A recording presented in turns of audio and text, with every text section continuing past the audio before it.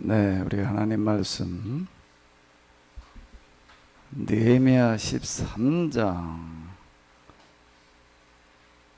4절로부터 이건 마지막 부분인데요. 우리 끝까지 우리 같이 천천히 내용을 생각하시면서 읽어보시도록 하겠습니다. 내가 12년 동안의 총독 임기를 마치고 다시 바사 왕궁으로 잠시 돌아가 있던 사이에 이런 일이 일어났다.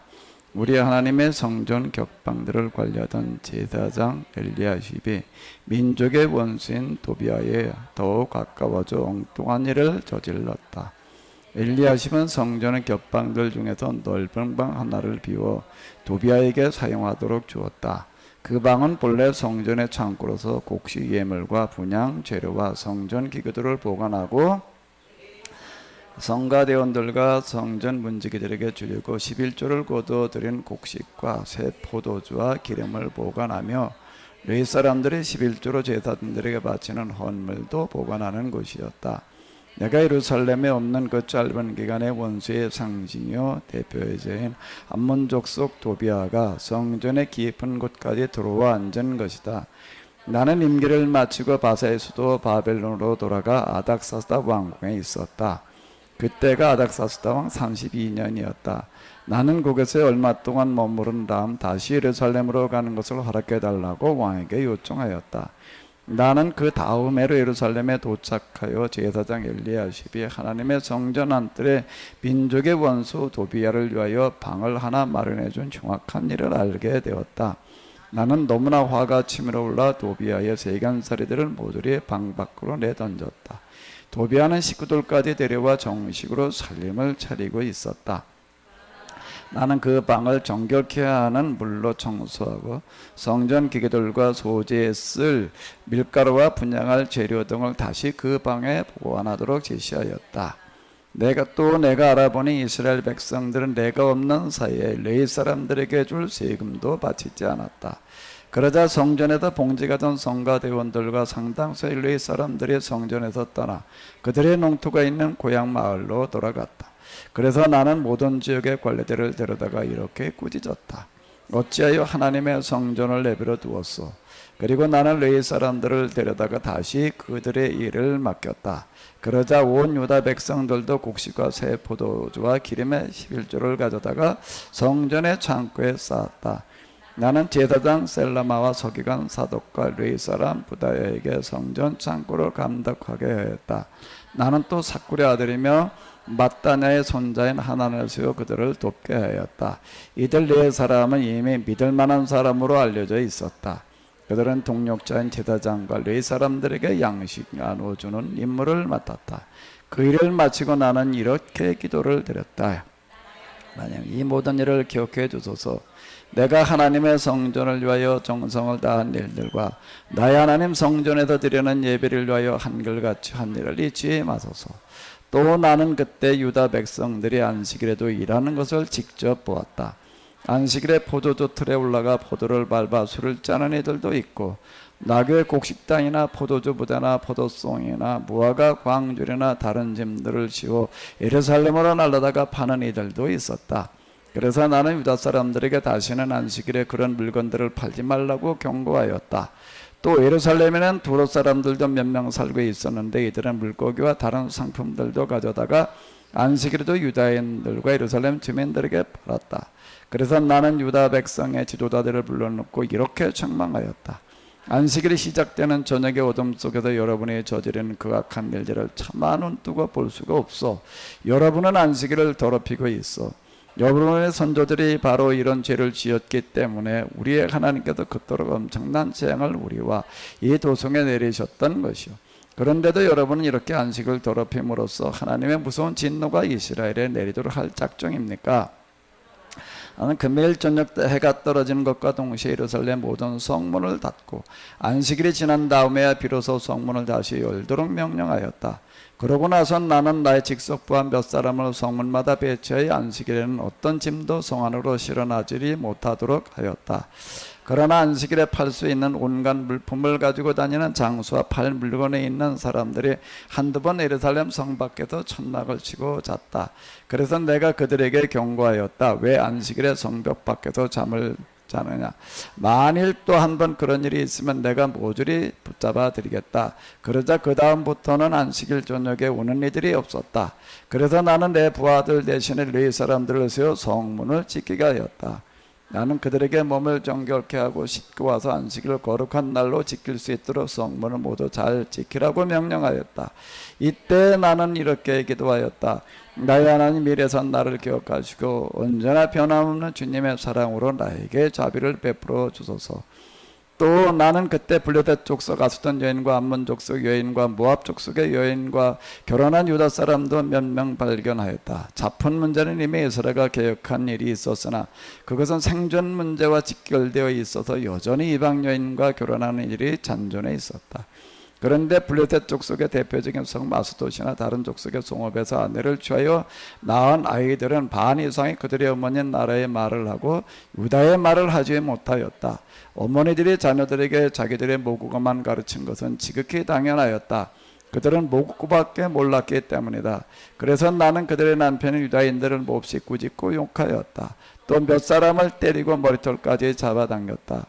그러고 나서 나는 그들을 모두 하나님 앞에 세워놓고 이런 맹세를 시켰다.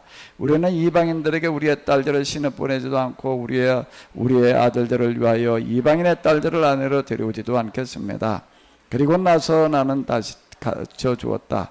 이스라엘의 뛰어난 왕 솔로몬이 바로 이 여자 문제 때문에 실수했다는 것은 여러분이 잘 압니다. 그는 얼마나 똑똑하고 위대하였습니까? 온 세상의 수많은 왕들 중에서 그와 비교할 만한 왕은 하나도 없었습니다. 하나님께서도 그를 사랑하셔도 온 이스라엘의 왕으로 삼아주셨습니다. 그토록 위대한 왕도 이방 여인들이 망쳐놓았습니다. 그런데 여러분이 바로 이방 여인들과 결혼하여 그토록 무서운 죄를 지으며 우리 하나님께 반역하고 있는데 어찌 내가 그냥 둘 수가 있겠습니까? 그런데 대제사장 엘리야십의 손자 요야다의 아들 중에 원수인 호론 사람 산발렛의 딸과 결혼한 이가 있었다. 그래서 내가 엘리야십의 가문 전체를 추방시켰다. 이때 나는 이렇게 기도하였다. 나의 하나님, 제사장 직분을 더럽히고 주께서 제사장과 레위 사람들과 맺으신 언약도 실버버린 이런 고위층 종교인들의 죄악을 잊지 마소서. 나는 이렇게 이방인의 모든 더러운 풍습에서 우리 민족을 깨끗이 씻어 놓았다. 나는 제사장과 레위 사람들을 다시 세워 성전의 임무를 수행하게 하고 각자의 임무에 정해 주었다. 나는 또 백성에게 때를 정해 주어 제물을 바칠 때 쓸 장작도 바치게 하고 모든 과일의 첫 열매도 바치게 하였다. 그리고 나는 이렇게 기도하였다. 나의 하나님, 내가 한 모든 일을 기억하 주시고 나에게 좋은 곳으로 갚아 주소서. 아멘.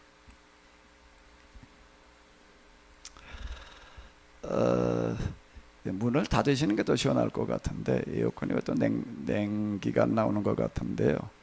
바깥 기온보다 이 안 기온이 낮아요. 낮기 때문에 제가 낮에 와서 이렇게 보게 되면은 한낮에 바깥 기온이 35도 넘어갈 때 여기는 29도 이상이 넘어가지를 않더라고요. 이게 좀 저희가 지난번에 이거 지을 때 이 단열에 좀 신경을 썼더니 그래도 여기 바깥의 온도가 35도 이상이 좀 올라가잖아요. 27도 이상은 안 올라가더라고요. 그러니까 아마 지금 문을 닫으시는 게 더 나을 거예요. 창문도 닫으시고요. 네, 그게 나을 것 같습니다. 자, 오늘 이제 우리가 이 느헤미야서 마지막 장까지 와서 가능하면 오늘 이걸 좀 다 끝냈으면 하는데 그 내용이 좀 많기 때문에 좀 가능할지 모르겠습니다. 아마 이걸 좀 여러분들이 다 읽어보셨을 텐데요. 느헤미야가 돌아가 있는 동안 다 해서 1년이 안 됐을 것 같은데 그런 기간 동안에 또 전혀 이스라엘 사람들이 율법을 어기고 옛날 모습으로 다시 돌아가 있는 어떤 이제 이런 거를 이제 이렇게 볼 수가 있습니다. 이거 읽으신 분들 한번 여러분들이 읽으시고 난 다음에 느낌을 한번 좀 얘기 좀 해봐요. 어디 읽으신 분들 누가 안 권사님 읽으셨어요? 내용 먼저 읽고 생각해 보셨어요? 집에서? 네? 좀 한번 얘기 좀 해봐요. 앞으로 와서 마이크를 좀 잡고 한번 얘기 좀 해보셔야 돼. 이걸 읽으면서 도대체 이걸 어떻게 우리가 이해를 해야 될지.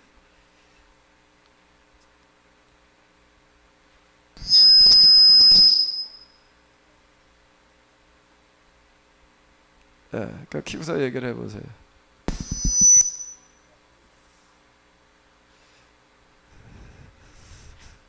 그 딴 걸 가지고 해봐. 옆에 거 가지고 해봐.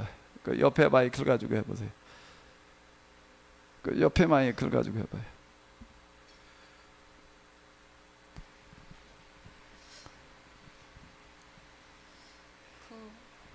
지도자들의 그 가르침을 받아서 그 조상들의 그 잘못된 신앙을 통해 갖고 이제 정말 포로로 잡혀가면서 또 귀환해서 다시 이제 바른 신앙생활을 하면서도 또 지도자가 또 없으니까 발을 갖춘 지도자가 없다 보니까 글쎄 그게 지도자를 또 후계자를 제대로 안 세워서 또 그런 것도 있지 않아요.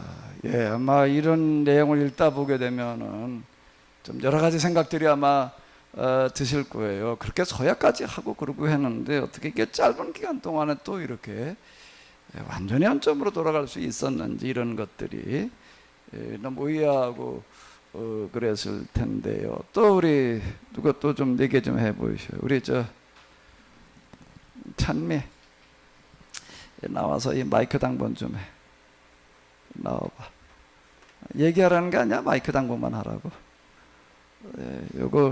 요게 껐다 켰다 하는 거거든. 옆에 요게 눌러놨다가 불이 들어오는 거야. 그러면 이렇게 나오는 거고, 껐다 켰다 하면서 지금 마이크 좀 갖다 드려봐요. 어디 누굴 좀 갖다 드릴까? 우리 저 김준수 장로님 좀 갖다 드려봐봐요. 어디. 장로님 이거 좀 읽고 생각해 보셨죠? 이걸 어떻게 이해를 해야 될까요? 이런 현상.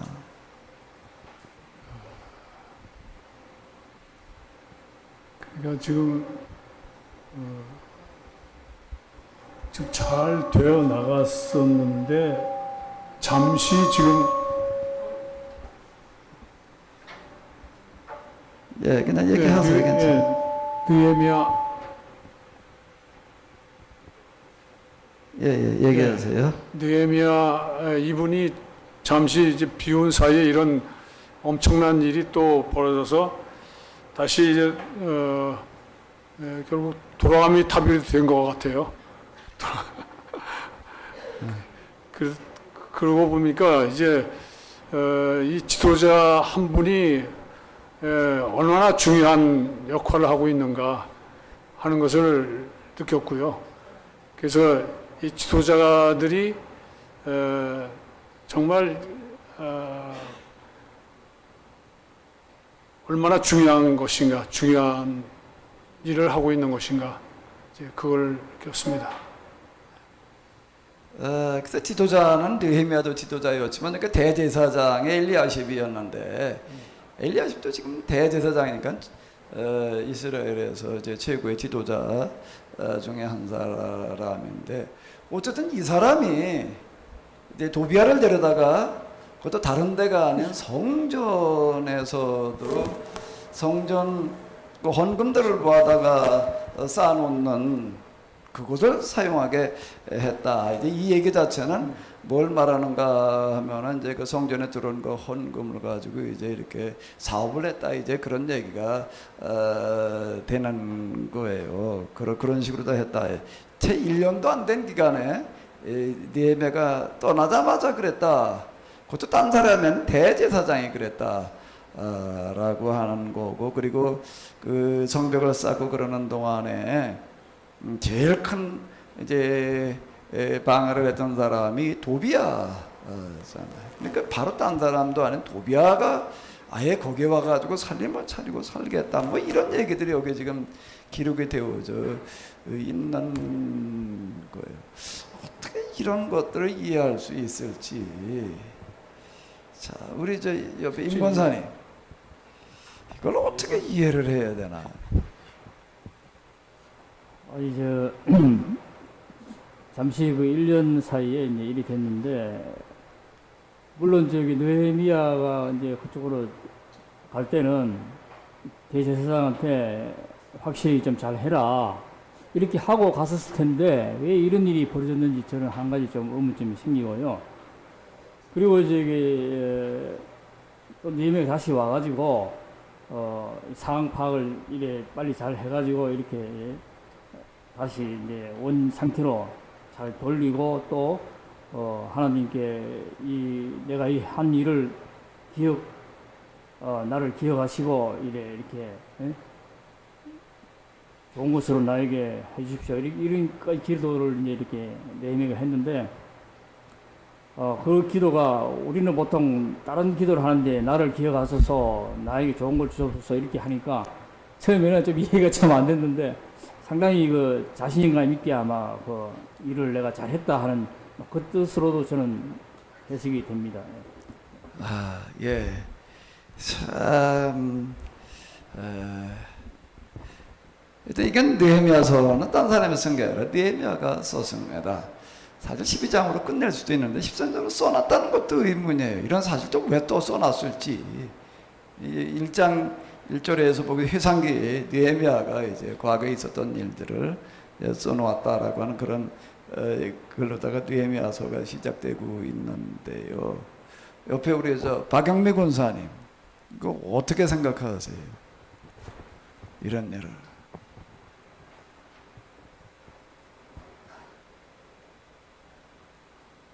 이걸 어떻게 이해를 해야 될까, 우리가 이런 일을.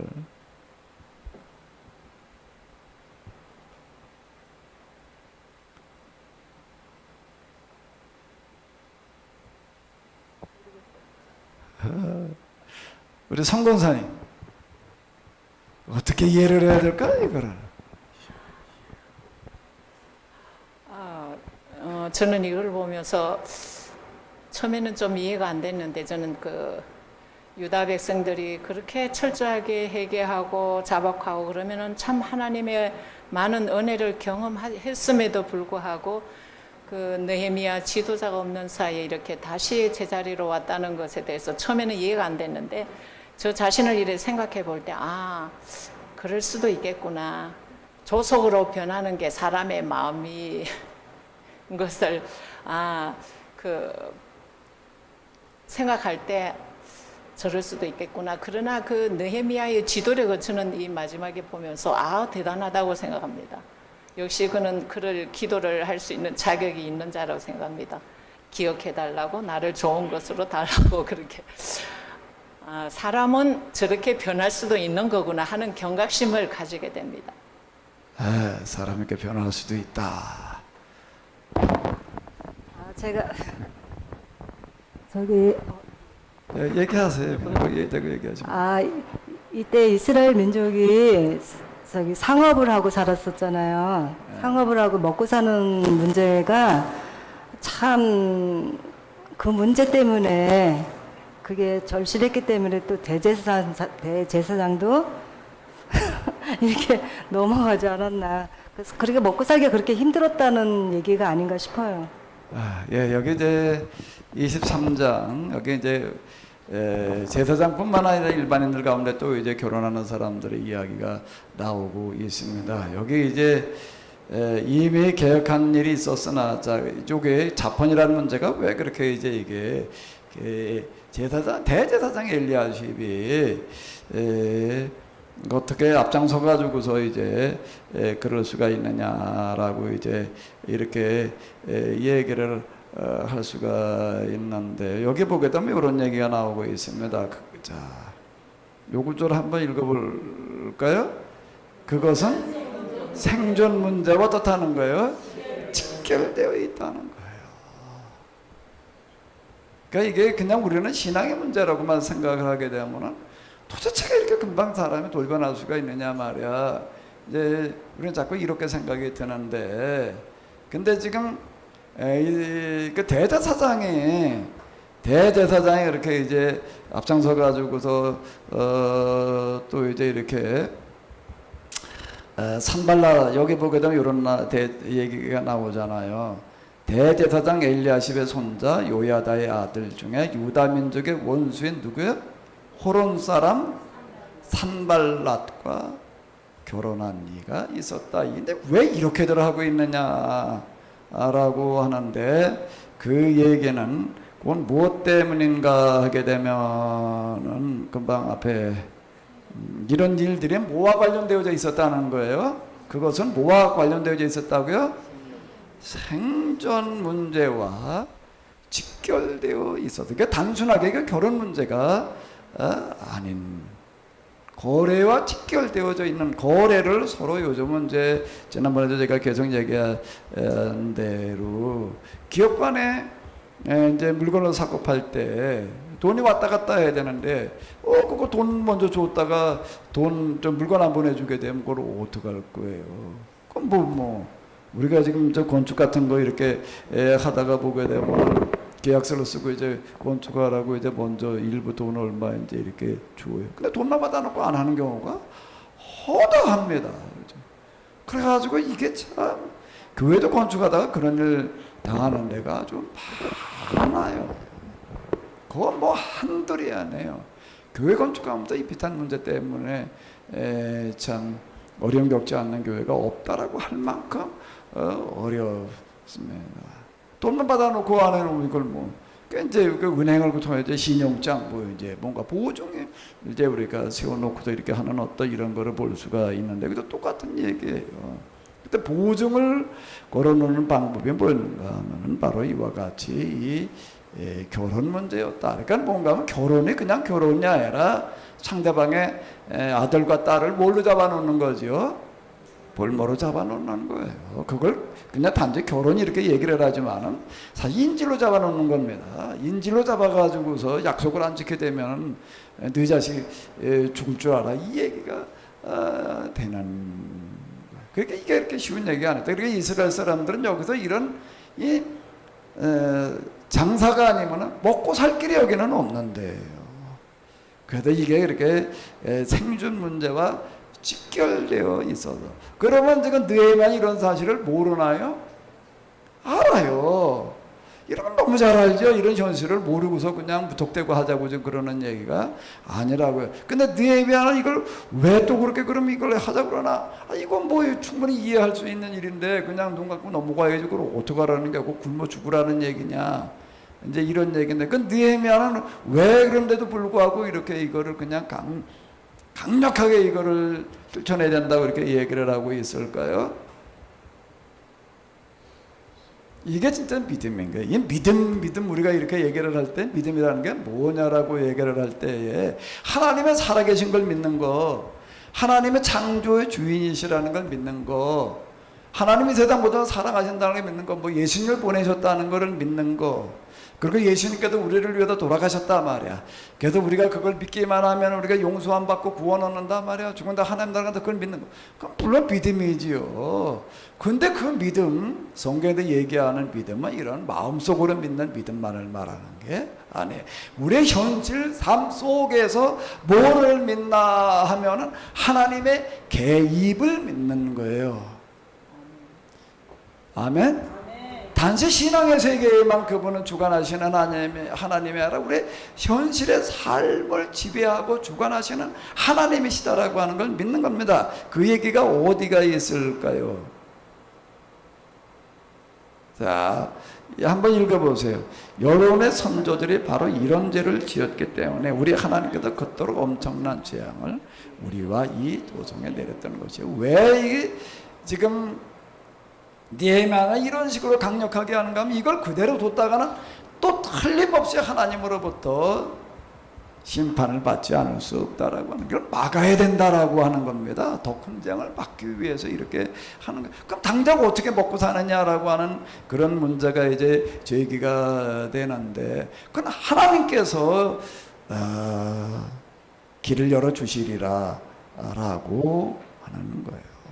당장은 물론 이게 어려움이 없으리라 이렇게 얘기하는 게 아니라 많은 어려움이 있으리라라고 하는 거를 잘 알아요. 잘 아는데도 불구하고 당장 우리가 어려움이 있다라고 하더라도 우리가 이 하나님의 말씀대로 하게 되면 하나님께서 틀림없이 우리를 그냥 내버려 두지 아니하시고 죽게 내버려 두지 아니하시고 우리로 하여금 더 좋은 길을 열어 주시리라. 이렇게 얘기를 하는 겁니다. 이거는 우리가 전에 요한계시록 공부할 때도 똑같은 얘기예요. 황제 신상에다 갖다 절을 하지 않게 되면은 어떻게 되는가 하게 되면은 황제 신상에 절한 사람들한테 확인증을 끊어줘요. 확인증을 끊어줘가지고 그 확인증을 가진 사람만 통행을 할 수가 있어. 어디 좀 먼 지역에 이렇게 가려면은. 요즘 우리 신분증하고 똑같은 거예요. 그걸 가진 사람만 가가지고 물건을 사거나 팔 수도 있어요. 받고 얘기를 하게 되면 황제 신상에 절하지 않으면 살 수가 없게 만들어 놓는 거예요. 그럼 여기 가서 절하지 않고 어떻게 살라는가? 요한계시록의 주제라고 하는 건 뭔가 하면 거기 이세벨의 물이라든지 뭐 기타 등등 이제 이런 어떤 것들은 뭘 얘기하는가 하게 되면 그건 그냥 황제 신사에게 그냥 절하면 되는 거 아니냐 말이야. 절하는 거 그냥 절하는 거고 그리고 그냥 우리는 믿음 생활을 하면 되는 거지. 이렇게 생각할 수 있어요. 그게 뭐 신이 황제가 진짜 신도 아니고 그냥 그렇게 하면 되지 않냐? 거의 다 가지고 그렇게 합니다. 다른 종교를 믿는 사람들은 아무런 문제가 없어요. 그냥 그건 가지고 가서 뭐 국가에서 하라고 그러는 거 그냥 하는 거고 그냥 우리는 우리대로 또 신앙생활을 하면 되지. 우리 신앙생활 하지 말라는 것도 아니고 그게 대세예요. 근데 요한계시록에서 지금 얘기하려고 하는 거는 뭘 얘기하는가 하면 그게 아니라고 하는 겁니다. 하지 말자는. 그럼 어떻게 하냐? 어떻게 뭐 어려움을 당해야 되지? 칼에 죽을 자는 칼에 죽을 것이요. 끌려갈 자는 끌려갈 것이고 그냥 칼에 죽을 일이 생기면 죽지 않는 거예요. 끌려간다는 건 노예로 끌려가는 거를 말하는 거고 그 콜로세움 같은 거 짓는 그런 노동의 현장으로 끌려가는 걸 말하는 겁니다. 그런 거 그냥 끌려가지 않는 거예요. 자, 이걸 따른다. 어려운 얘기입니다. 그게 요한계시록이에요. 요한계시록을 자칫 무슨 종말의 때에 뭐 일어날 그런 계시에다 초점을 맞춰가지고 지금 해석을 하려고 그러는데 전혀 그 얘기가 아닌 거예요.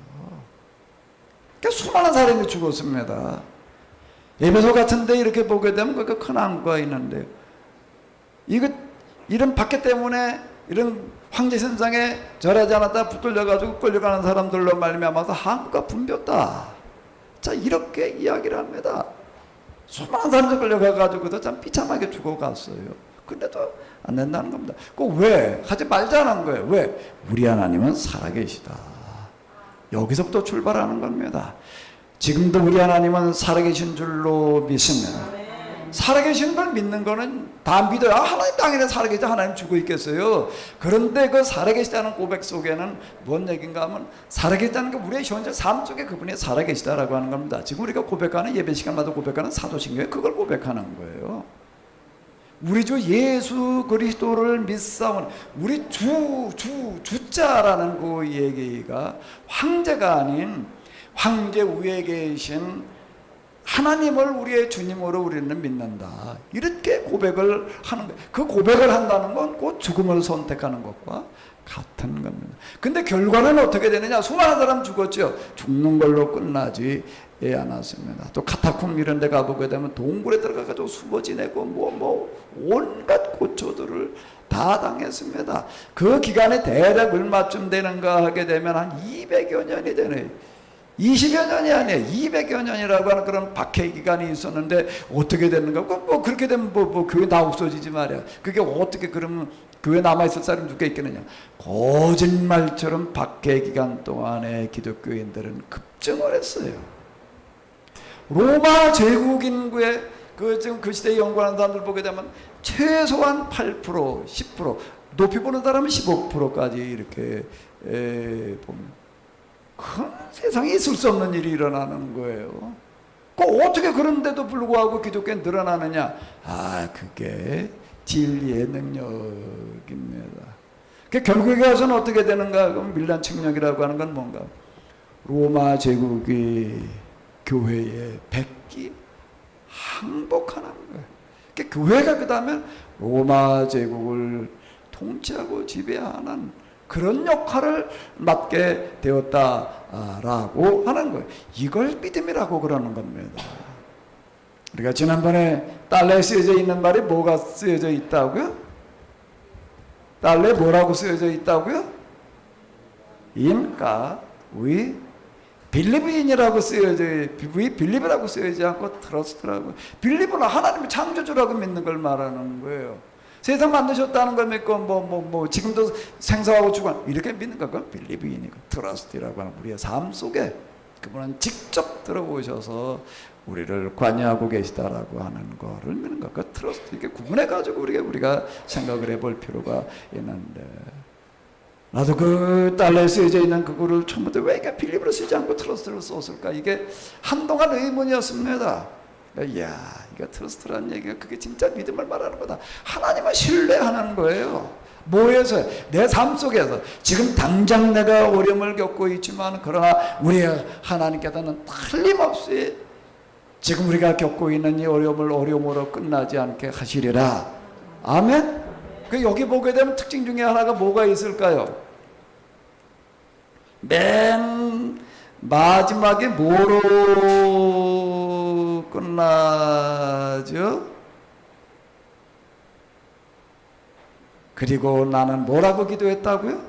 이렇게 기도했다. 한번 읽어보세요. 나의 하나님, 내가 한 모든 일을 기억해 주시고 나의 좋은 갚아주소. 이걸로 끝나요. 여기 보게 되면 이 짧은 내용 속에 느헤미야의 기도가 몇 번 나오고 있을까? 누가 시험본 분 계신가? 몇 번 나와요? 지금 요 13장 마지막 요 부분에서 느헤미야의 기도가 이게 몇 번 나오고 있을까요?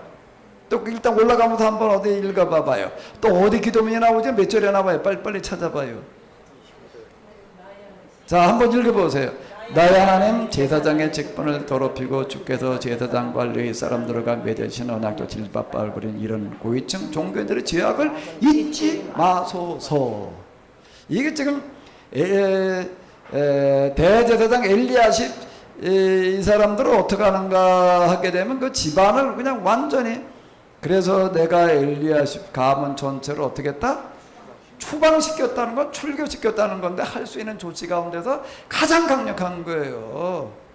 그건 너희가 모두 땅에서 매면 하늘에서도 매일이라는 그런 얘기라는, 교회에서 허다 안 돼가지고 안 되겠다라고 해가지고 출교를 시키. 지금도 우리 교리장적에 있어요.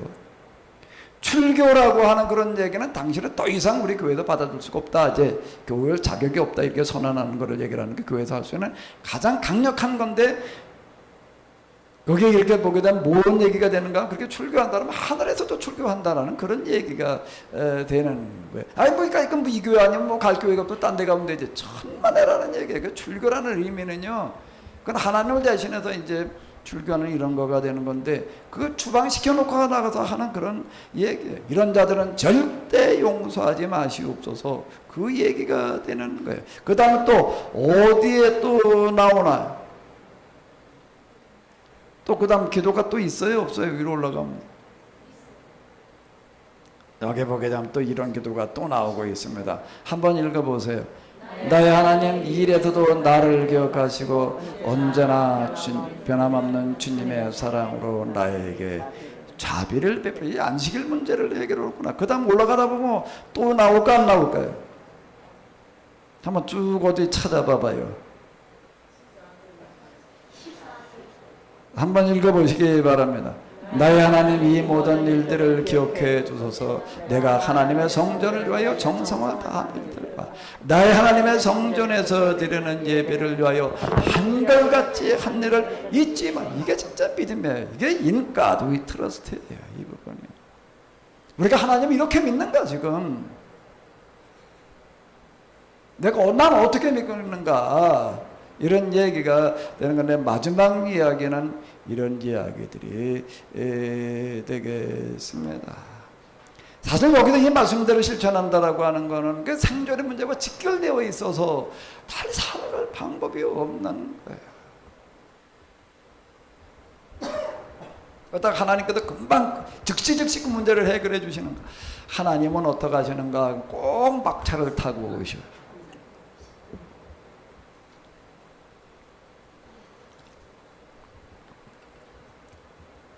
왜 막차를 타고 오시는가? 이스라엘 출애굽하는 과정에서도 이렇게 보게 되면 홍해바다에 이르렀을 때 보니까는 앞에는 바다가 가로막혀 있는데 뒤에는 애굽 군대들이 쫓아오고 있고 진퇴양난이야. 문자 그대로 진퇴양난이야. 어떻게 할 수가 없어. 그러니까 사람들이 또 난리를 치는 거야. 나를 치는 사람 가운데 좀 이제 성질 급한 사람 그냥 모세를 향해서 돌로 때려 죽이려고 달라들고 있는 거예요. 하나님 그때까지 가만히 계시는 거예요. 꼭 막판에 가가지고서 하나님께서 반전시켜 놓으시는 것을 볼 수가 있는데요. 아마 여러분들이 그 기회가 되시걸랑 주역이라고 하는 책을 한번 좀 읽어보십시오. 그거 조금 읽기가 쉽지는 않은데 그래도 난 좀 어려운 책이 재미있단 말이야. 어려운 책이라도 난 한번 읽어보고 싶다. 그런 분은 한번 주역에 도전을 해봐요. 주역이라고 하는 그런 책이 있는데 주역에서는 세상의 원리와 이치 이런 것들을 다루는 책입니다. 근데 거기서 얘기하는 세상의 원리와 이치 가운데 가장 중요하게 다루는 게 뭔가 하면 물극필반이에요. 반전은 언제 가서 일어나는가 하게 되면 반전이라고 하는 거가 세상을 지배하고 있는 원리, 가장 중요한 원리 중에 하나인데 그 세상 지배하는 원리와 이치를 다루는 게 그 주역이라고 하는 그런 책인데, 그런데 그 가장 중요한 원리 중에 하나가 뭐라고 얘기하면 물극필간, 반전이라고 하는 거가 세상을 지배하는 원리라는 겁니다. 그 반전은 언제 일어나는가 하면 물질, 세상 모든 것들이 어디에 이르렀을 때? 그게 이르렀을 때에 반전이 일어난다. 이게 저기도 제가 만들어 놓은 게 지금 이게. 그러니까 이름을 이걸 뭐라고 붙여야 될지 내가 이게 이름이 좀 모호해서 이거를 불식이라고 붙이나 뭐라고 붙이나 이제 내가 이름을 이렇게 붙이면 되겠다. 뭐라고 물극필반이라고 붙여야 되겠어. 물극필반.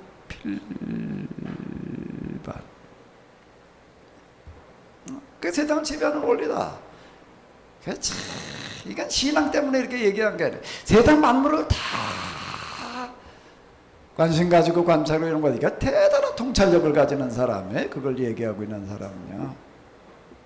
물극필반이 세상을 지배하는 가장 중요한 원리다라고 이렇게 얘기하고 있습니다.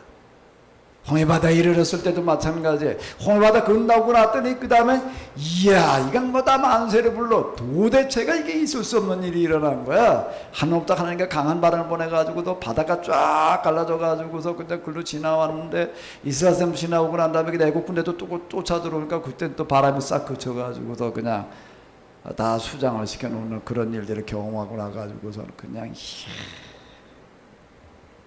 15장 군대 미리암의 노래라고 하는 게 이제 이렇게 있어요. 온 이스라엘 여인들이 나와가지고 이제 하나님을 찬양하고. 근데 그 다음 또 어떻게 됐을까? 오래 가지도 않았어요. 며칠 갔다고요? 3일을 또 광야길로 가는데 이번에 또 뭐가 문제일까? 또 그냥 성질 급한 다음 또 모세 또 돌로 쳐주겠다고 또 나옵니다. 왜요? 마실 물이 없대. 마실 물이 없어가지고 우리 이제 여기 와서 이제 죽일 작정이냐 말이야. 애굽에 물이 갖다 파묻을 데가 없을까 버려 끌고 나가지고 광야에다가 다 우리 묻어버릴 수 없어. 또 이러고 나오는 거예요. 3일 지났는데 그러고 나오는 거예요. 물론 그 지역에 가가지고 3일이라고 하는 거는 참 쉽지 않은 시간이기는 한데요. 하나님께서는 여기서 이렇게 보게 되면 나중에 그 만나의 얘기도 그렇고 배출하게 모든 것들에다 물극필반으로 인도해 가시는 거예요. 그러니까 여기에도 진짜와 가짜가 구별되어지는 겁니다. 내가 정말 하나님을 나는 신뢰하는가? 하나님을 믿는 데까지는 다 할 수가 있는데 하나님을 내가 정말 내 삶 속에서 신뢰하는가? 여기가 중요한 건데 느헤미야라고 하는 사람 여기 4번의 기도 한번 쓰는 겁니다. 이 사람 진짜 하나님을 신뢰하는 거예요. 당장 우리가 어려워가지고서 어려워도 죽을 수도 있어요. 그래도 우리는 하나님을 신뢰하자 이러고 나아가는 겁니다. 그 사람이 12년 동안 있다가 잠시 돌아가는 동안에 그렇게 돼버렸어요. 그 다음 얘기는 없습니다. 그 다음 얘기는 없어요. 일고 나가지고서 그 다음에 이제 내가 계속 있을 수는 없고 그때 돌아갔을 거예요. 돌아간 다음에 이스라엘 사람들은 또 어떻게 됐을까요? 어떻게 됐을 것 같아요, 장로님? 그 마이크 쓰신가? 그 다음에 이스라엘 사람은 또 배반했을까요? 지켰을까요? 글쎄 또 배반했을 것 같은데요. 또 배반했을 것 같아요. 찬미, 그 마이크 저기 누구 좀 갖다 드려볼까? 우리 진짜 김경석 집사님 좀 갖다 드려봐. 어떻게 쓸 것 같아요, 이 사람? 그게 한번 그러면 이게 지속되기가 어려울 것 같아요. 그래서 지금 이제 1년에 걸쳐서 다시 원상태로 저렇게 돌아간 걸 보면 장로님하고 같은 의견입니다. 또 그러지 않았을까? 네. 그리고 어쩌면 사실 지금 저걸 읽어보면서 우리들도 어떤 그런 상황, 지금 이제 목사님 말씀하신 요한계시록에 그런 어떤 상황들이 되었을 때 정말 그럴 수 있을까 이런 생각이 들었고요. 그래서 네, 그렇습니다. 어쨌든 또 돌아갔을 거다. 네, 그런 기록이 안 나와 있어요. 14장은 없으니까 잘 몰라. 느헤미야 14장을 한번 여러분들이 어디 한번 써보죠. 뭐 찬미 또 누구 갖다 드릴까? 찬미가 주고 싶은 사람 갖다 줘봐. 누구 주고 싶은 사람 갖다 줘봐. 나 엄마 줄 줄 알았더니 아니야. 진사희 집사님 제일 믿을만한가 봐. 이제 찬미 고난이야 그거. 마이크를 누구 갖다 주느냐는 거. 저는 물급 필반 목사님 말씀하셨듯이 이 사람들이 약간 부족해서 잠깐 돌아갔는데 이번 또 실천을 통해서 꽉 채워서 이제는 잘하지 않았을까 생각이 듭니다. 그러니까 어떻게 지켰다는 거예요? 예, 잘 지켰다는 거죠. 뭘 가지고 그렇게 얘기할 수가 있어요? 물급 필반이니까. 예, 그렇기도 하고 느헤미야의 이 기도를 하나님께서 들으시고 백성도 아마 그 느헤미야의 기도를 지켰을 것 같아요. 예, 그 다음 이야기가 어떻게 되어졌는지는 사실 우리가 성경에서 읽어보기가 쉽지를 않습니다. 그 다음에 이제 그 역사로 넘어가야지 돼요. 성경 바깥의 이야기들, 또 외경 마카비서를 비롯한 이런 이제 외경의 기록들이 이제 있습니다. 그 내용을 보게 되면은 이런 우여곡절이 있었지만은요, 그 다음부터 이 사람 진짜 지켰어요. 그래가지고 이 사람들이 이제 100년이 안 돼가지고 예루살렘이 가장 유명한 교육 도시가 되어졌다. 이런 얘기가 나오는, 이때를 기점으로 해가지고서 얘기를 하는 겁니다. 에스라, 느헤미야 이때 비로소 유대교의 출발이 되어졌다. 유대교라는 게 남아있다는 것 자체가 이걸 얘기를 하는. 유대교는 그 위에 뭘 얘기를 하는가 하면 이걸 철저하게 지키는 사람들을 유대인이라고 그러는 거예요. 지금도 이 사람들은 그걸 지켜요. 거짓말처럼요. 지금도 지켜요. 안식일 날 전기 차단기가 떨어져도 그거 올리지 마라. 오늘 우리 같은 날 이게 이 더운 날 한번 차단기 떨어져서 그냥 그래 한번 보세요. 왜? 안식이니까 하지 마. 지금도 그걸 하는 거예요. 그래요. 에이, 그거 뭐 유대인 중에 좀 그런 사람이 있겠지. 그게 아니라는 거예요. 제가 말씀드리죠. 오늘 유대인 가운데 진짜 그렇게 지킨 사람이 몇 프로나 되냐? 그렇게 물을 수 있는 문제가 아니다. 이거 진짜 그대로 사는 사람들은 이게 한 15%, 20% 뭐 이 정도 얘기를 하는데, 그 다음에 얘기하는 것도 법을 그냥 그대로 따르지. 그걸 왜 이런 법을 만들어 놔가지고 말이 턴다 그래 말이야. 그걸 뭐 이렇게 얘기하는 사람이 거기는 없다는 거예요. 거기 없다는 거예요.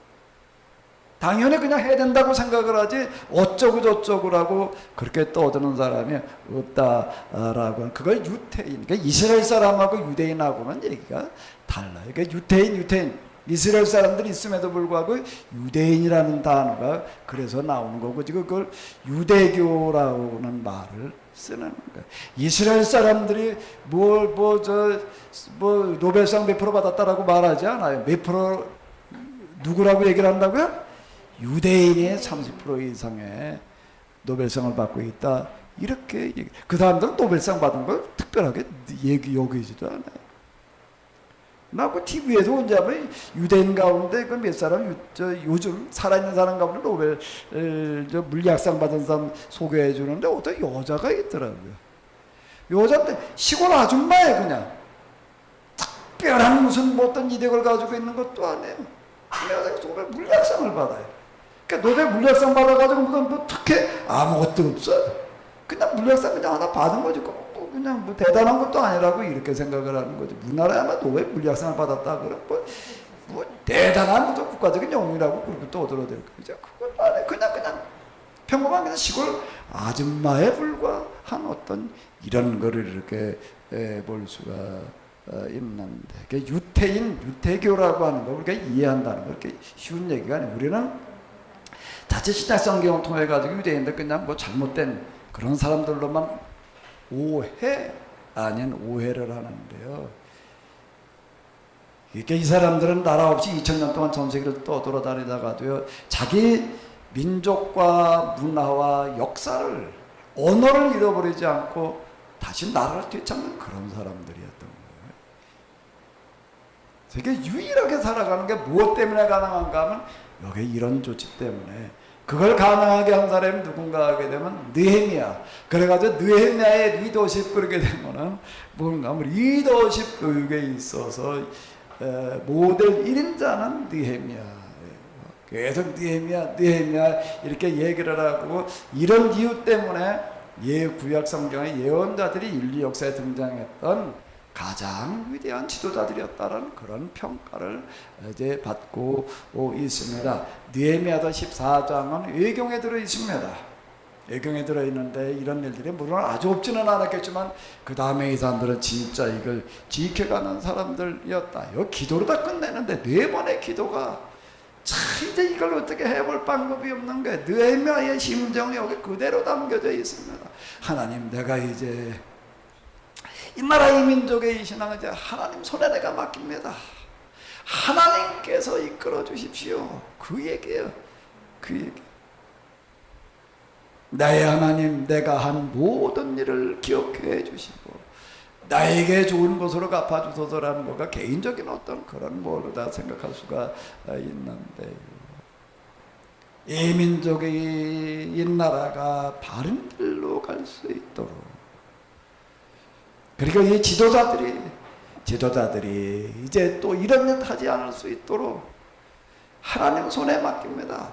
그 얘기, 왜 기도의 차이다. 한 사람의 이 기도라는 게 한 사람의 평생이야.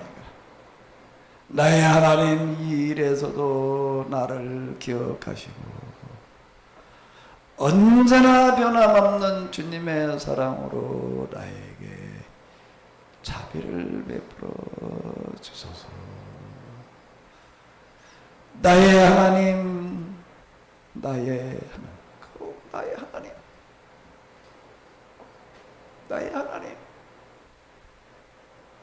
나의 하나님, 이 모든 일을 기억해 주소서. 내가 하나님의 성전을 위하여 정성을 다한 일들과 나의 하나님의 성전에서 드리는 예배를 위하여 한결같이 한 일들을 잊지 마소서. 게스라 느헤미야를 누구라고 얘기를 하는가 하면 유대교의 아버지, 이렇게 이야기를. 많은 사람들이 뭘 어떻게 해가지고 뭐 하면 좋은데 이게 참 쉽지를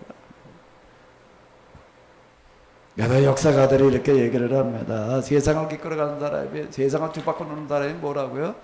창조적 다수가 아니라 창조적 소수라는 거예요. 소수가, 창조적인 소수들이 세상을 뒤바꿔 놓는다. 이렇게 이야기를 합니다. 그때 의문 드는 것도 뭐 좀 없어요? 의문 드는 거, 이걸 읽으시면서 의문 드는 거 뭐 좀 없으신가 모르겠네.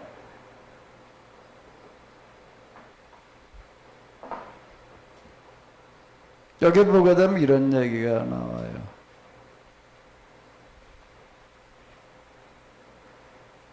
여기 요 6절을 한번 읽어보세요. 내가 예루살렘에 있는 그 짧은 기간에 원수의 상징이요 대표자인 암몬족 속의 도비아가 성전의 깊은 곳에 들어와 앉은 것이다. 그 당시 나는 임기를 마치고 바사의 수도 바벨론으로 돌아가서 아닥사스다 왕궁에 있었다.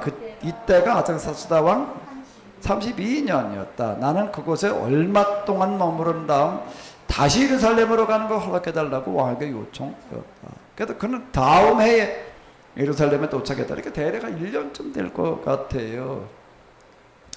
그러면 또 의문이 들어요. 느헤미야는 12년 만에 돌아갔다가 또 왕의 허락을 받아가지고 또 오는 거예요. 왜 또 오려고 그랬을까요? 왜 또 오려고 그랬을까요? 원래 또 갔다 또 오려고 그런 거는 아니에요. 이건 이제 이거는 이제 특별 뭐 휴가 비슷한 시간을 또 내가지고서 또 왔었다는 겁니다. 왜 또 왔을까요? 왜 또 왔을 것 같아요? 마이크 누가 가지고 계시나? 진상희 집사님 아무한테나 주워봐요. 김사랑 권사님 왜 또 왔을까요?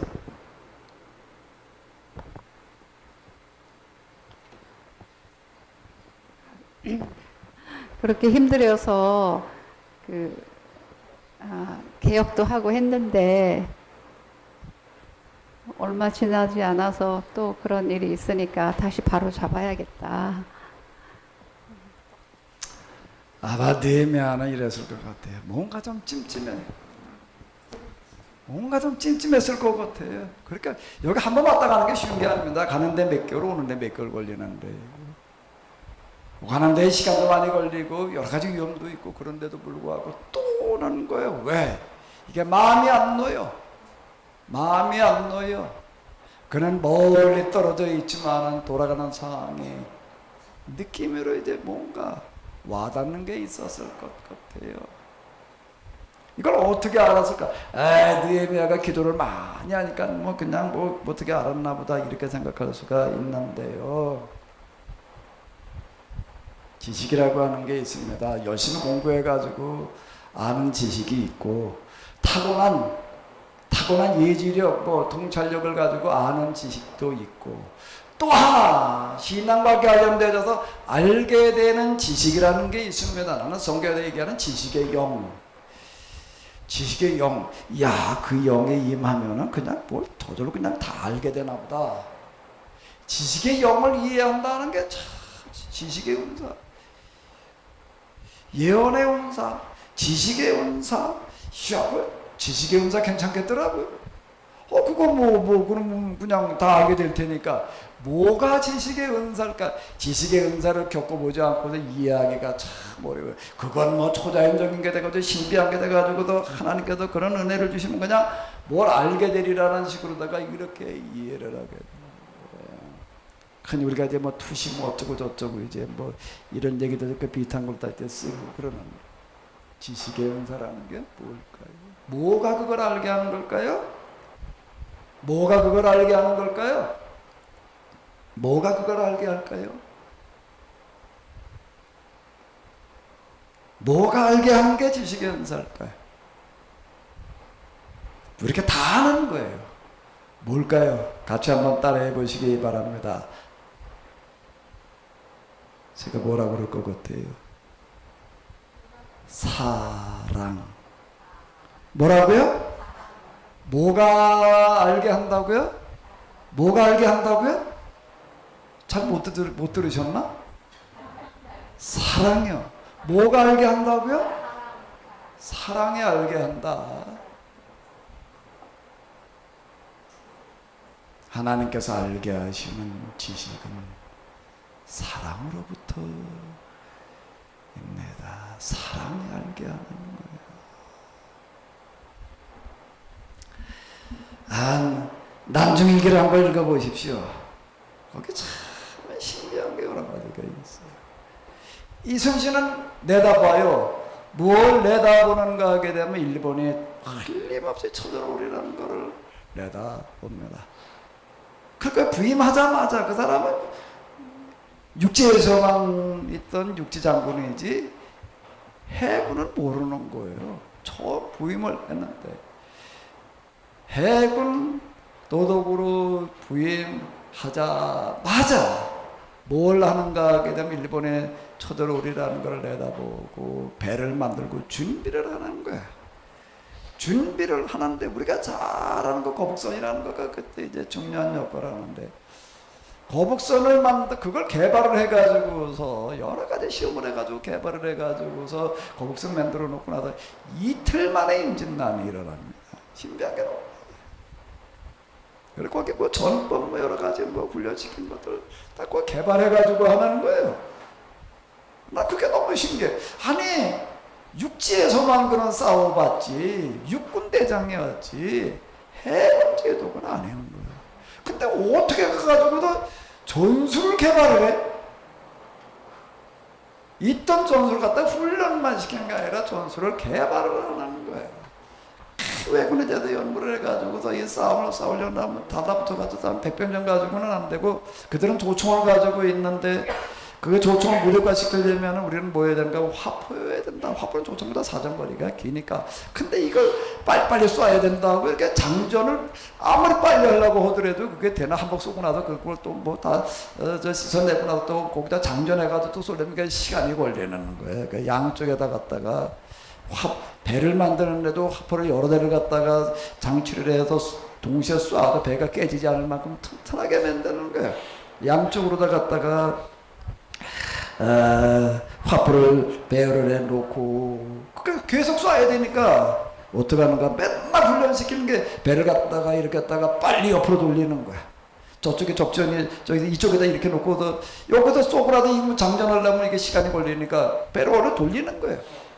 돌려가지고 그다음에 이쪽에서 또 쏘고 난 다음에 또 돌리고 맨날 군사들 갖다가 이 훈련을 시키고 있는 거예요. 배를 빨리빨리 돌리는 훈련을. 그러니까 이해를 못하는 거예요. 뭘 훈련을 말이야. 무슨 훈련을 해. 배 돌림 훈련만 하고 있어. 이게 뭘 하는 거냐. 이해를 잘 못하는 거예요. 근데 그런 걸 어떻게 내다보고 그러고 이제 참 너무 신기해. 뭐가 그걸 가는 거야. 아이 머리가 뛰어나니까 뭐 이러는데 거기 이렇게 보게 되면 아냐. 나중에 한번 직접 읽어보십시오. 거기 무슨 얘기가 몇 번 나오나 꿈에 뭐가 뭐 누가 나타나 알려줬대. 왜? 너 이거 가지고 실험을 하고 그냥 이걸 어떻게 해야 될까 어떻게 해야 될까 어떻게 해야 될까 하다 보니까 저는 그게 이해를 잘 못했어요. 그게 누가 알려준 거야? 그게 귀신이 알려준 거야? 하나님이 알려준 거야? 말이야. 그 귀신이 알려줬다고 얘기하기엔 좀 이상해. 귀신이 그런 것도 알려주나? 하나님 알려줬다고 그러니까 그럼 뭐 하나님 믿지도 않았는데 어떻게 하나님 알려줘요? 그 누가 알려주는 거야? 그게 하나님께서 만드는 세상의 원리예요. 원리예요. 그건 제가 하나님 경험하고 나서에 비로소 내가 이해를 했어요. 하나님은 이런 하나님이시구나. 법이신 하나님, 원리이신 하나님이시는데 그는 진정으로 전쟁을 해가지고 이기겠다는 욕심으로 하는 게 아니에요. 출세하겠다는 것도 아니에요. 일본이 이렇게 쳐들어가지고 나라를 다 그냥 전란에 이런 재화를 만들어 놓을 때 어떻게 이걸 지켜야 되겠다라고 하는 그런 간절한 마음이 알게 하는 겁니다. 아멘? 그 마음이 이걸 알게 하는 게 어떤 방법으로든지 알게 하시는 거예요. 그게 지식의 원천, 진정한 하나님으로부터 나오는 지식의 원천은 사랑이에요. 뭐가 그걸 알게 한다고요? 사랑입니다. 사랑이요. 그럼 그 깨달아 알게끔 돼 있는 거예요. 그 하나님의 법이에요.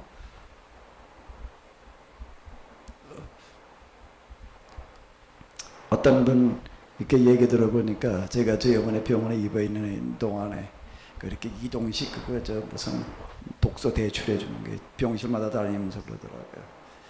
그쪽에서 아무거나 눈에 띄는 거 뭐 야곱의 뭐던가 뭐 그런 게 있어가지고 하나 이렇게 빼가지고 이렇게 보다 보니까 거기 무슨 간증문이 하나 실렸는데 어떤 그 저분이 갑자기 그냥 마음이 불안해지더래. 불안해지면서 자기 아들 생각이 나면서 마음이 불안해지더래. 이렇게 견딜 수 없이 불안해져가지고도 그냥 엎드려가지고 그 아들을 위해다 간절히 기도를 했대. 간절히 기도를 이제 몇 시간을 했는데 나중에 연락이 왔는데 뭐라고 연락이 오는가 하면 그 아들이 저 성직자였는데 애들이 그 수련회를 갔는데 애들이 물놀이 하다가 그 꼴락꼴락 빠져주니까 개 건지라고 들어갔다가 같이 빠져도 같이 죽어가고 있던 중인 거야. 시간이 이렇게 보니까 어떻게 기적적으로 살아났대요. 야, 이건 도저히 살아날 수 있는 게 아닌데 살아났다. 나중에 이렇게 얘기를 들어보니까 그 엄마가 그 얘기를 듣고 나서 어떻게 이해를 할까? 그 시간에 딱 뭐 하던 시간에 갑자기 마음에 불안해지는 거야. 그러면 누구 생각을 하는 거야? 어느 생각? 그냥 몇 시간 동안 다 적여놓고 그냥 몇 시간 동안 기도하고 있었단 말이야. 그 시간에 그 일어난 일이더란 말이야. 그 엄마는 어떻게 알까? 다른 사람은 아무것도 모르는 거야. 그 엄마는 어떻게 할까? 뭐가 할까요? 사랑이. 그 비슷한 얘기들 많습니다. 사랑은 우리가 그냥 알 수 없는 것들을 알게 하는 힘이 있습니다. 사랑에는. 나는 원래 이 뜨거운 여름을 보내면서 참 마음속으로 내가 느헤미야의 기도를 읽어 내려가면서 야, 참 이런 기도를 잊지 않으시는 하나님, 이런 기도를 들으시는 하나님. 그리고 나중에 이 느헤미야의 기도로 말미암아 이스라엘이 어떻게 그렇게 그 유대인들이 그 위에 그렇게 될 수 있었느냐. 그 느헤미야의 기도, 네 번의 기도, 네 차례 이게 참 생각을 해봐. 한 얘기하고 기도하고 그대로 기록을 해놨어요. 그 기도가 그 위에 유대인들을 강하게 했다라고 생각합니다. 나는 이런 기도했습니다. 하나님, 여기서 이제 뭐 빙어가 뭐 소양호에 다 죽어서 떠오르는데 지금 수온이 올라가가지고 지금은 빙어지만 다음에 이제 사람 차례예요. 지금은 빙어지만 다음엔 사람 차례예요. 올겨울 소양호에다 빙어 빙어 낚시 빙어 무슨 회 먹긴 틀렸어요. 다 죽어가고 있다니. 그거 떠오른 거 보니까 어마어마하더라고요. 다음엔 사람 차례인데 그동안에는 무슨 구제역 또 조류독감이라 가지고 그냥 닭들이 돼지들이 소들이 그냥 떼죽는다 해가지고 다 갖다 파묻었는데 이제 다음엔 사람 차례라는 거예요. 그걸 예고해주고 있는데 지금 이 올 여름 더위가 그걸 말해주고 있는데 여기에서 살아남을 길이 뭘까? 한 가지 방법밖에는 없겠더라고요. 에너지의 방식이 지구 방식 가지고는 안 되는 거예요. 그동안에 화석 에너지, 석탄, 석유, 가스 이런 거 가지고서 자동차 타고 돌아다니면서 이렇게 보게 되면 참 많아. 우리나라만 많은 거, 우리나라에만 자동차가 2,400만 대나 된다. 전 세계로 따지면 얼마나 안 바뀌었어요. 앞으로 점점점 1년에 찍어내는 그 자동차 숫자만 해도 어마어마한데 이게 될 방법이 없는 거예요. 살아남는 방법이라니까 불가능하다고요, 사실은요. 한 가지 방법이 있다면 다시 이제 우리가 과학 이전의 시대로 돌아가야 돼. 근데 그게 가능한가? 그걸 누가 그렇게 하려고 해요, 그거를요. 그 불가능해요. 과학 이전 시대로 돌아가는 건 불가능해요. 그 과학을 이대로 가지고 이걸 살아남는다는 건 불가능하다는 거예요. 그 이미 나와 있는 결론 얘기예요. 그럼 이걸 어떻게 해야 될 것인가? 신개념의 기술이 나와야 되잖아요. 그 가장 심한 문제가 지금 이제 에너지 문제. 지구가 같은 방식으로 에너지를 얻어 쓴 거 가지고는 안 돼요. 이거 자동차가 말해 기름으로 가니까 이제 그 전기로 대체하면 전기가 저절로 나오나? 전기 만드는 데 들어가는 에너지를 따지면 그게 그거예요, 사실은요. 효율이 더 떨어져요, 사실은. 전기를 만들어가지고 전기로다가 모터를 배터리로다가 또 해야 되고 배터리 거쳐가지고서 그 다음에 모터를 돌려가지고 자동차가 가는 거나. 그 기름 만들기 위해서 전기가 돌아가야죠. 기름을 떼야 되는데. 방법이 없어요. 또 수소 자동차, 그 수소를 만들어내는데 또 어마어마한 에너지가 들어가. 그러니까 이것도 아니에요. 지금과 같은 방식의 에너지 가지고서는 안 되는 거예요. 그럼 방법이 있어요. 이미 다 알아요. 우주 공간은 뭔가 보다 에너지를 꽉 차 있다는 거. 빅뱅 그 다음에 우주 확장설 이런 거 얘기하는 걸 보면 우주 공간 자체가 에너지예요.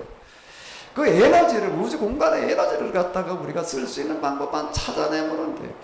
그럼 지구 같은 방식이 아닌 거예요. 그러면서 그 무한청정 에너지 누구나 그냥 물로다가 그냥 쓸 수 있는 에너지가 가능해지는데 그 방법을 찾아내는 것만이 이제 살 길이라고 생각되어지는데 그걸 어떻게 찾아? 그게 어떻게 찾아?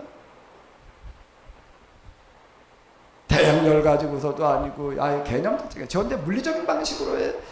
그런 에너지를 만들어내는 건 아니고 초물리적인 방식이 해야 되는데 그걸 어떻게, 그런 게 틀림없이 있습니다. 그건 뭐와 같은 건가 하면 창조의 원리를 갖다가 적용할 때에만 강해지는 건데, 그 원리는 지극히 단순합니다. 한 원리가 지배를 해야 되는데, 창조의 원리, 그걸 천리라고 불러보자고요. 천리. 하늘의 이치, 그 다음에 물질세계, 세상의 이치는 뭐라고 불러나요? 물리적인 원리예요. 물리야, 물리.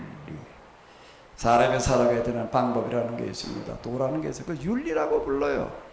그러니까 천리와 윤리와 물리가 하나로 돼 만나지는 원리. 여야지 되는데, 그건 지극히 단순한 원리예요. 이 원리는 아주 단순한 원리입니다. 그게 어떻게 찾아져야 될까? 누군가에게 알게 하시리라. 이런 사실을 내다보면서 참 안타까운 심정으로 느헤미야처럼 기도하는 사람에게 하나님께서는 이거를 알게 하시리라. 근데 이게 해결되어지는 데에는 이런 기술, 물리적인 기술을 통해서 해결되는 거 하나만 가지고서는 안 됩니다. 천리와 물리와 뭐가 만나야 된다고요? 천리, 물리, 또 하나 뭐라고요? 윤리. 천리, 물리, 윤리. 이 에너지를 쓸 수 있는 사람은 어떤 사람인가 하게 되면은요, 이 에너지를 쓸 수 있는 사람은 윤리가 되어져 있지 않은 사람은 쓸 수 없는 게 되죠.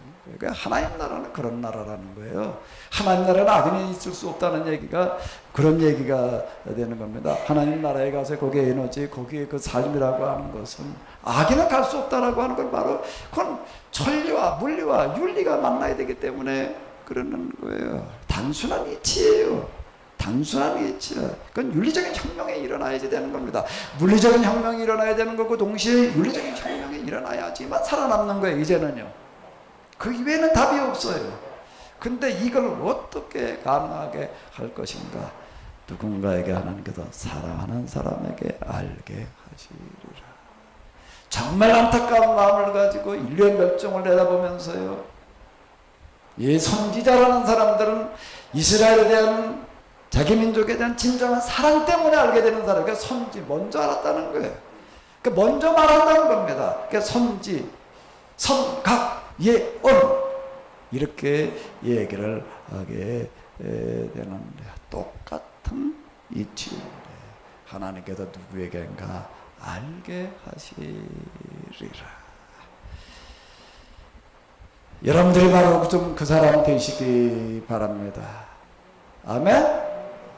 별로 아멘을 안 하십니다.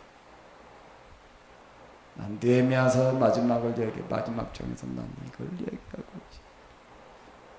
그는 이스라엘의 멸망을 내다보면서 여기서 이렇게 바라봐놓지 않으면 이건 끝장난다라는 생각 때문에 지금 이런 조치를 취하고 있는 건데요. 제가 그동안 세미나하고 키네시스 운동하다 만난 사람 가운데 한 사람이 있는데, 이 사람은 어쩌면 좀 뭔가 해낼 수 있겠다고 내가 좀 생각되는 사람이 한 사람이 있어요. 이 사람 본래 물리학과를 갔는데 철학이나 인문학에 대해서 대단한 조예를 가지고 있어요. 신학도 얘기하는 걸 보게 되면요, 어줍지 않게 신학 공부한 사람도 훨씬 날 정도로다가 얘기를 해요. 근데 물어봐요. 당신은 물리학의 전공이라는데 어떻게 그렇게 하냐? 물리학과를 갔지만 강의실은 맨날 철학과 돌아다니는데 철학책 읽는 게 저게 뭐였단 말이에요. 이렇게 얘기를 해요. 거기다가 또 영성, 종교 이런 거 얘기하는 걸 보게 되면 상당한 조예가 있어요. 물리학에 대한, 물리학과니까 인문학에 대해서도 이해가 있어. 거기다 이 영성에 대해서도 이해가 있어. 거기다가 또 생각과 마인드가 뭔가 이 세상을 한번 바꿔야 된다는 게 또 그게 또 이 사람 아주 강렬해. 이 사람이라고 한다면 좀 뭐가 좀 하나님께 쓸만한 좀 조건에 좀 기본적인 조건에 갖춰줬다 싶어가지고 제가 이제 이런 얘기를 좀 이따가 합니다. 이 사람이 이제 만나서 얘기를 하다 보니까 무슨 얘기를 하냐면 이런 얘기를 해요. 이 사람이 이제 제 책을, 저를 만나거나 제 책을 갖다가 이제 몇 년 전 얘기인데 합의류의 길이라는 거 읽는데, 낮에 그냥 돌아다니다 저녁에 와가지고 자기 전에 꼭 그래서 합의류의 길을 읽었는데, 근데 나타나는 현상이 몇 달 동안 계속 똑같은 일이 벌어지는데, 정확하게 책 읽기 시작해서 30분만 되면은 잠이 든대. 아니 책 읽다 잠은 어떻게 계속 읽어야지. 정확하게 30분이라는 거예요. 딱 30분만 되면 읽다가 잠이 든대. 근데 잠이 들었는데 잠이 그냥 잠이 아니라 꿈속에서 뭐로 이어지냐면 심화학습으로 이어진대 그게. 그래서 거기서 누군가가 자기가 그 다음 단계를 가르쳐 준다는 거예요. 그게 몇 달 동안 가능해져. 몇 달 동안 똑같이 지속되어지더라. 근데 그 중에 하나가 그 사람은 만지면 내가 이제 에너지 문제를 가지고 있다는 얘기를 해요. 근데 그 사람 얘기가 그래요. 거기서 자기가 그냥 여기서는 이해하지 못하던 어떤 그런 것들을 거기서는 이해를 하게 되고 다 알게 되는데 그 중에 하나가 뭔가 뭐 거기서 에너지 문제가 제가 얘기하는 방식으로 해결이 됐다는 거예요. 다 되더라는 거예요. 그걸 갖다가 천상의 에너지를 여기다 이제 쓰는 거를 얘기를 하는 어떤 이런 건데 이런 얘기가 현재 물리적인 그런 방식이나 이런 거 완전 개념 자체가 바꿔줘야 된다. 저하고 있고 이런 거 좀 얘기가 좀 통해요. 근데 그런 거 좀 얘기를 하는. 근데 거기 진짜 그게 되더라는 거예요. 근데 기가 막히게 똑같은 게 뭔가 게임을 하나도 생각이 안 난대. 꿈속에 들어가게 되면은 심학습을 가면 다 거기서 날겠고 다 되는데 깬 다음엔 기억이 안 된다. 그것만 하면 될 것 같은데 그러더라고요. 그거는 당시 이제 가서 영성으로 들어가야 된다. 이제 내가 인정해요. 인정하는데 이게 지금 호구주책에 매여가지고 먹고 살아야 되니까 요즘부터 기계 뭐 설비하러 돌아다니느라가 지금 이제 매여 있는데 무슨 얘기가 되나 하면 뭐 그 사람이 헐지 않았지. 내가 한 2%가 부족해서 그렇단 말이야. 그것만 채우면 그건 동시에 갖춰줘야 되는 거예요. 물리학과 물리와 그 다음에 또 뭐라고요? 물리 그 다음에 뭐였죠? 천리 물리 그 다음에 윤리가 셋이 동시에 갖춰줘야지 이건 되는 겁니다. 하나님은 통합의 하나님이시기 때문에 모든 것의 근원이시기 때문에 그러는 건데요. 그 2%가 부족해서 그렇단 말이야. 그것만 넘어서면 될 것 같은데 그 세계가 완전히 현재 물리적인 세계의 원리 가지고서가 아니라는 거예요. 다른 원리도 해결이 되더라는 거예요. 근데 게임은 생각이 안 나는데 누군가가 그를 틀림없이 해낼 거예요. 느헤미야의 기도, 이 더운 여름 그냥 열심히 선풍기에 붙여질 에어컨만 찾지 마시고 정말로 기도하시기 바랍니다. 기도하시기 바랍니다. 우리 하나님께서 찾고 계십니다.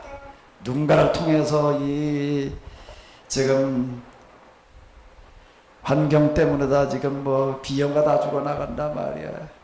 뭐 마산 어디서 뭐 수족관에 있는 뭐 고기들이 다 죽어나간다. 이런 얘기들 하고 있는데 그 다음에는 사람 차례 이걸 어떻게 살아봐야 될 터인데 여기에 물리적인 혁명과 더불어 가지고 윤리적인 혁명이 일어나야 때에만 가능해집니다.